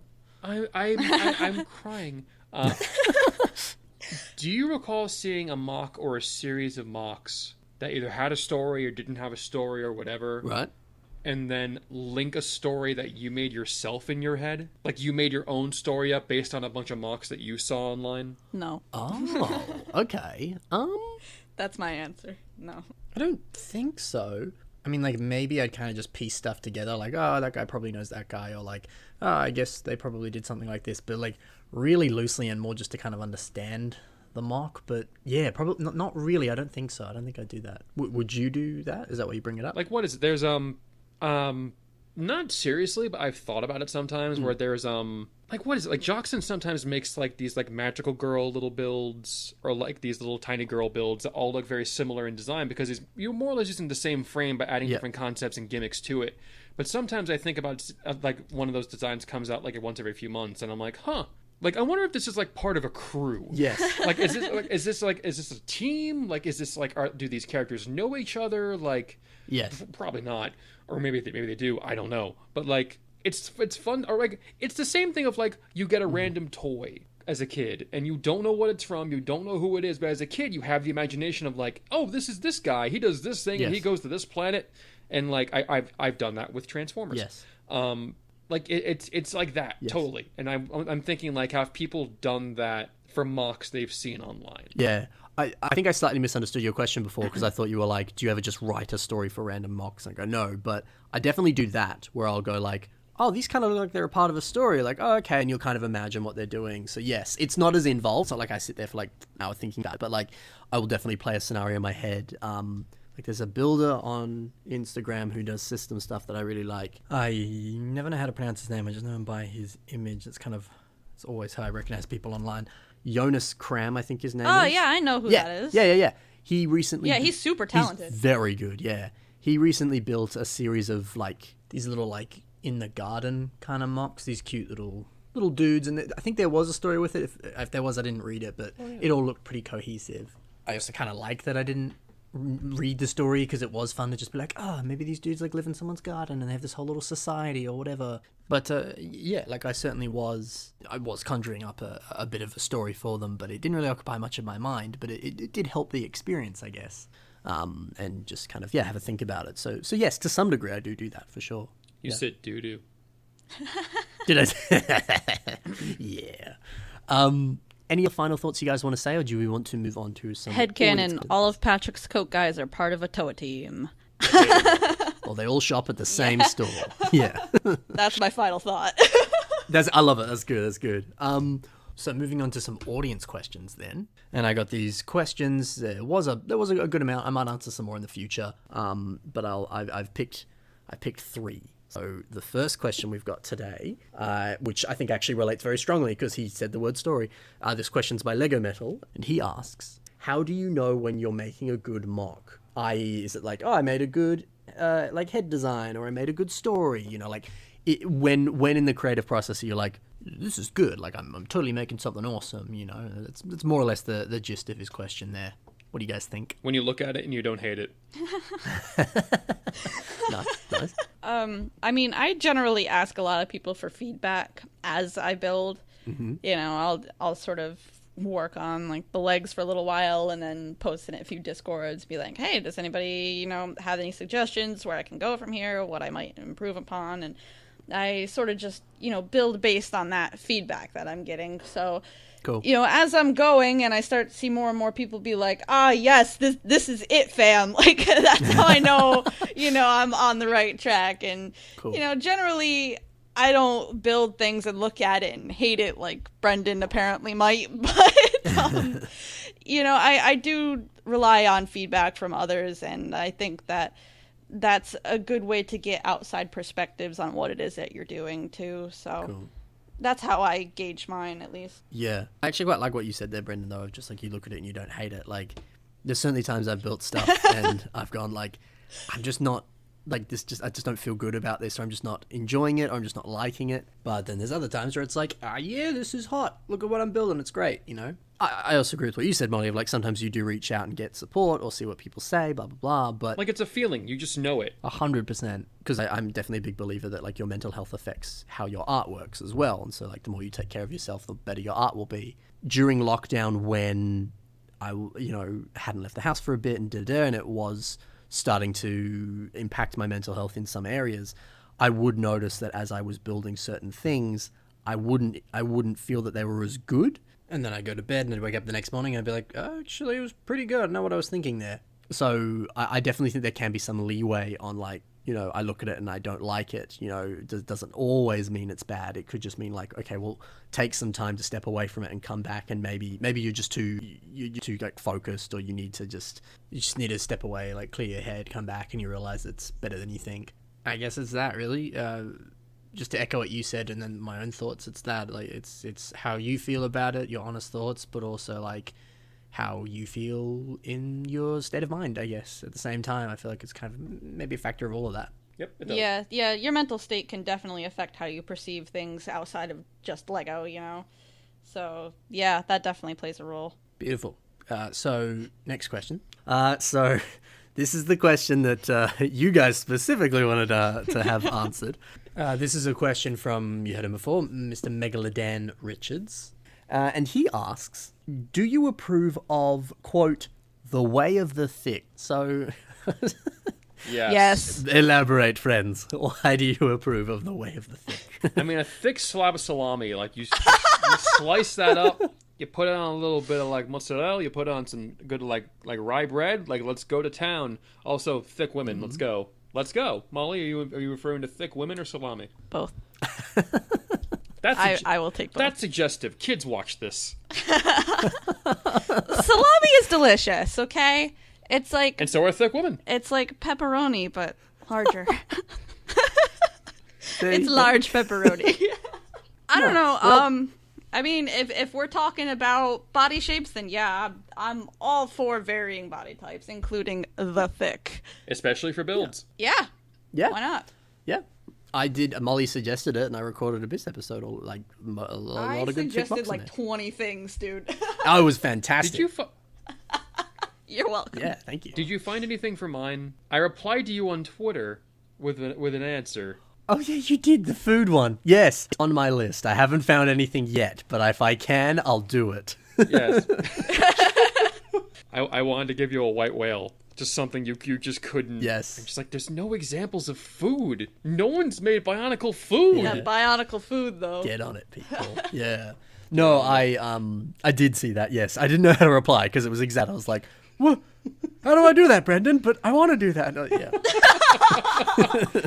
So yeah, if I can, I so will do that. I'm glad that worked out. Holding you to some unreasonable expectations, yeah, Ben. Exactly. Do I approve of the way of the thick? Well, it's like I said before. Like I agree with what you guys said of like the different body shapes, different body shapes and sizes. I combined words together. I echo what Molly said on people, on MOCs, on all the things. It's a good thing. It's a good time. So to save time, I echo what Molly said with a big old ditto. Okay, but what about salami? I don't know. I'm not a big salami person actually. Like I'm not. Do you hold the salami sitting up or standing down? I slice it into little pieces. Is that weird? You stand up in front of the toilet bowl and chop it into pieces into the. You carve it and now it's a little man. I don't know. Like I just don't eat much salami, man. Don't know what to say. Just not a fan. Other meats. Are you not a fan of cured meats? I mean, I'll order a good like meat lovers pizza and enjoy that. You know. Hell yeah. Okay, I'm glad we're on the same page. All right then. All right, yeah, all three of us can agree on that. Okay, meat. Okay, if you are a meat lover, live your best life. I don't know. I will. Thank you, sir. So that's the way of the thick. I'm gonna just pick a random question now. What else you got, Ben? Good question. I hadn't picked a third question, so what have we got? Ben, I have a question for you. Oh yeah, let's go. What is it, sir? You're a casual toy collector. Yes. How do you feel about saving boxes? Oh, interesting question. So I've seen people on, again, those Facebook groups that I mentioned before, where they'll be like, here's a picture of my Lego room. Literally half of it is empty boxes. What? I get the idea of like reselling it and stuff, but I also go like, why would I care about an empty box if I buy the used set? Even if it's like 100% complete mint condition, I don't want a box with it that badly. I don't know. The only boxes I really keep are just if it's a really sturdy box and I can store like other Lego in it. Like some of the architecture boxes aren't bad. The old Lego board game sets are pretty good. Yeah. But I mean, like, very rarely as, like, just as a graphic designer, I can look at a box and be like, that's a really nice box. But, like, I don't necessarily need to keep it for reference or just for any purpose. I do like the look of the Lamborghini, the new green Lamborghini Technic set. That box is exquisite. Part of me wouldn't hate keeping that, but I can live without it. It just takes up space. I don't know. I just rather use the space for my Lego. I don't need to keep boxes for resale, for looking at. It's just not my thing. So I wouldn't say that I'm a collector of boxes. He has a problem. It's not a problem because it would. He has a problem. No, it would imply I would save everything because I don't. I typically, when I started buying import figures from Japan, Oh, yes. whether it be the Figma or the Figuart, or more recently it's been Polony and Robot Girls, because there's been a lot of talk of that in this house lately. Oh, yeah. I saved the box of a figure that came in recently, and I put it in the corner with some other boxes that we have legit reasons for keeping, because turns out if you have a giant statue of something, the best way to transport it whenever you move is probably just to keep the box it came in. Fair, yeah. Emphasis on giant $400 statue that you really don't want to break. Exactly. Nice. That is the one box I have, and the one box I will not throw out. I have some boxes for some Masterpiece and third-party Transformers. I can understand that. But I saved the box of this figure, and I put it in the corner, and Molly came home, looked at the figure, and then saw the box, and she goes, why'd you keep the box? And I'm like, I don't know, it's a good box. And she goes, are you going to resell it? I'm like, no. Well, then why just throw it out? It's garbage. But it's I didn't say it was garbage. Well, it may as well have been, because you told me to throw it out. My logic is that if you've got no reason to keep the box, why the hell are you keeping the box? Because it's a nice. I'm with Ben. Honestly, I'm with Ben. Good it's a point, nice box.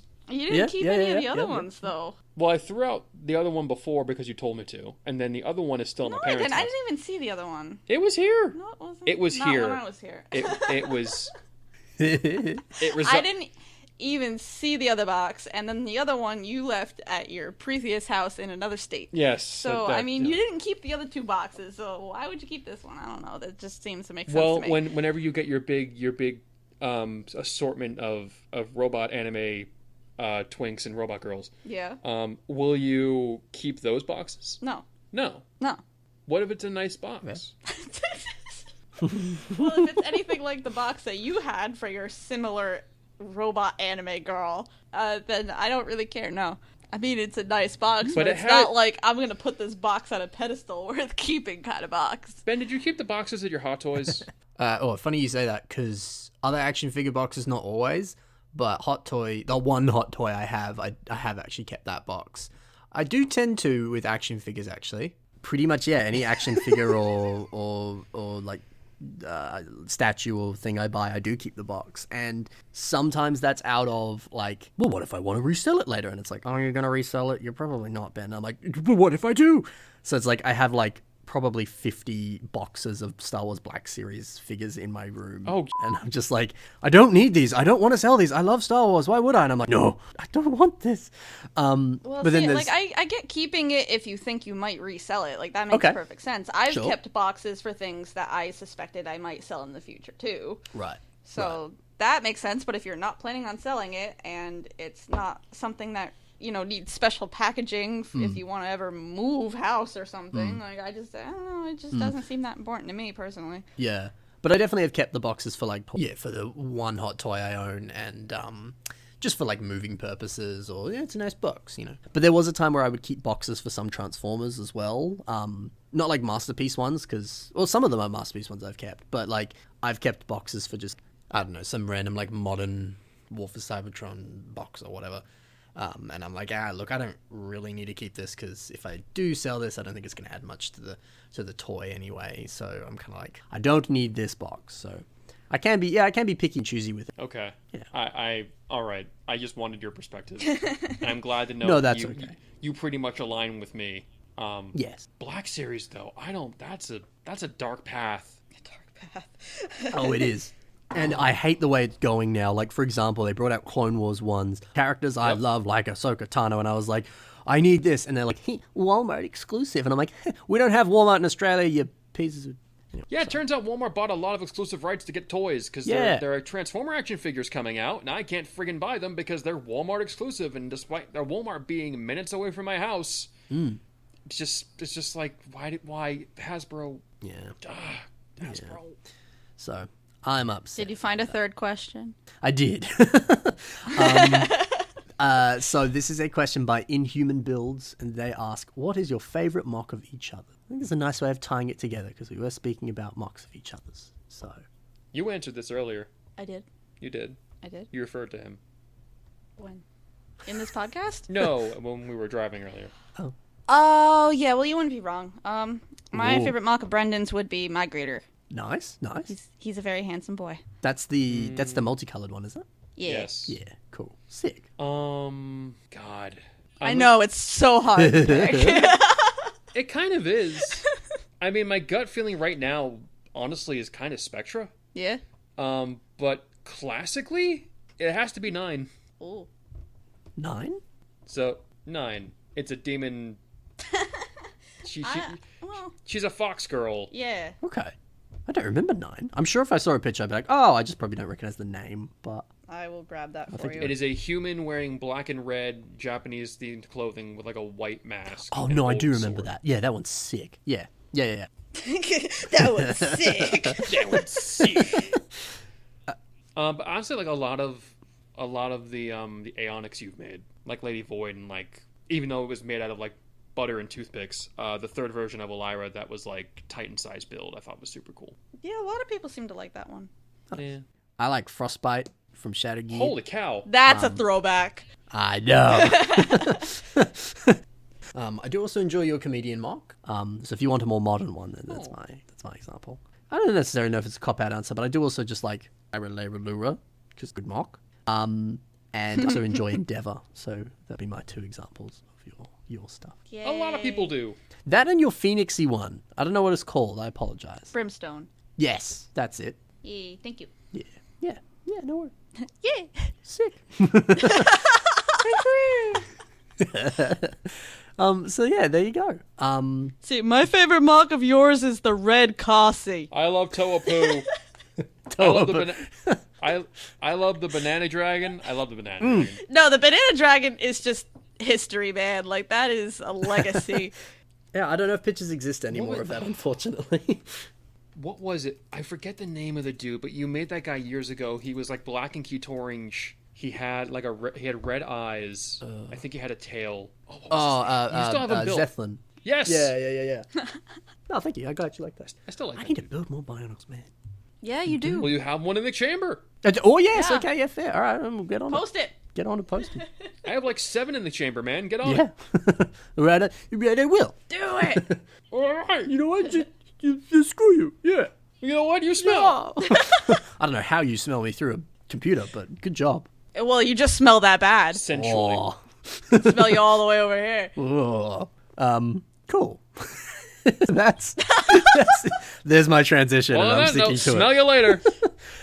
That's it for our questions, our podcast, our discussion. Are there any final thoughts you want to say, or do you want to let the people know where they can find you on the internet? I hope you're all still awake. I'm gonna say keep very tired. Keep pooping regularly. Keep building for you, and do what makes you happy, and do what you feel like is right. Nice. I agree with that. Yeah. I think I'll second that. Yeah, drink plenty of water.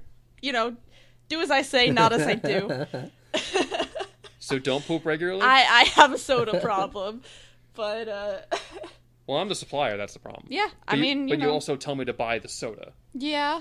If I put seltzer in that But fridge, you won't drink know it. me. Yeah, I won't. You won't. I put water in that fridge, you don't drink it. Yes, I do. Rarely. Yeah, I bring a bottle of water with me Nice. to work. I do that Well, much. I don't see it, so I don't think it's real. Wow. Okay. All right. He's got to see it to believe it, guys. I'm the main character of my own story. If I don't see it, then it didn't happen. Wow. All right, then. So, You heard it here first. so people can find you at Shadowgear6335 on the internet. Hey, Brandon. On most social media, I am the most active on my Twitter and Instagram. And if you want to reach out to me on either of those platforms, Nice. go ahead. Nice. I'll be there. Same applies to me. I've got more than just a Twitter and Instagram, but those are the 2 places I'm most active. Same username everywhere. It's Alieraah. ALIERAAH. I know. Everyone spells it wrong, but there it is.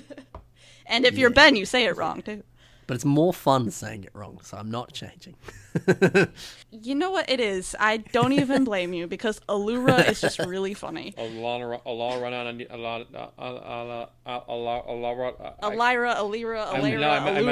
Alieraah Nani Poo Poo. Badam Bam. Whatever, Molly Ray. If you say it enough, you summon a demon. Yeah, say it and spin 3 times, and I'll just appear in the corner of the room. Michael Keaton will stand in the corner in this black and white suit. That's good. I'll have links in the description as well to all their stuff, so please check out these good people. Yeah. All right. Thanks Thank so you, much for listening. Hey. Yeah. Hey, I'm gonna do your job for you real quick. Do it. I'm gonna, again, speaking of fellatio, I want you all to appreciate this man and what he does. He puts in a lot of work. He doesn't have to do it. He wants to do it. And he enjoys doing it. And he enjoys the fact that you all enjoy it. So I think he would also enjoy if you gave him at least $1 a month to support his ever-growing Patreon, where you can get exclusive content like exclusive podcasts. Yeah, like I'm doing, and you're not. Do as he says, not as he does.